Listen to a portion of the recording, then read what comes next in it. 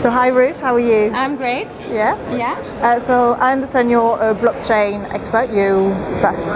That's your subject? That's my passion. Yeah. So I'm here to ask you like a few questions about it and see like if you've got any tips for me like to travel or anything, any challenges you think I'm gonna come across. Yes. So Yeah. So of course I think the difficulty with Bitcoin and some other instruments is of course if you want to take a plane to Vegas, it's not maybe going to be that easy because it's not yet really an accepted payment method for travel in an official way.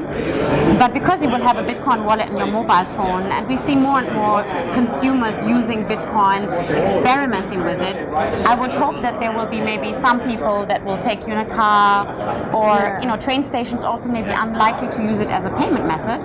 In Europe, actually, we've got some interesting examples where even some governments or some regional governments are allowing to use Bitcoin to pay some taxes or to pay for transport. In Switzerland, for example, there are some areas. Abu Dhabi has just sort of issued their own cryptocurrency, so there are more and more governments getting into it. But we're not yet at a point where Bitcoin is very easily used in a sort of person-to-person payment contact. I think what I would do in your position is I would look at different ways, first through the official channels, whether it's bus or train or taxi or something like that, to look on the websites to see whether people accept payment method Bitcoin.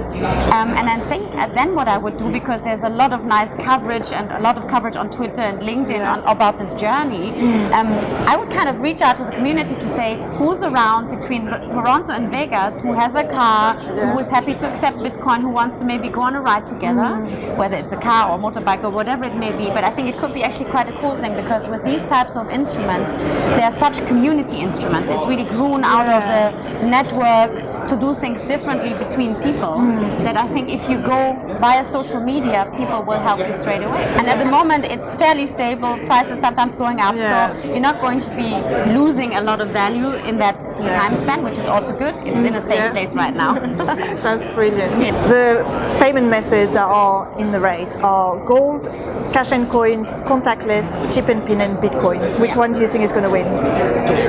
Well, I've heard that gold won last year, which you would have not imagined. And equally, gold has the same challenge that you can't buy an airline ticket with a piece of gold. I mean, coming from the payment industry, chip and pin is something that would work well in Europe, but not so well in the US. So I think you could have quite... I hope that Bitcoin wins, because I think at this point, the community is ready to allow that on a personal level to happen easier. So I think it would be cool if Bitcoin wins. Oh, it's got potential. Thank you.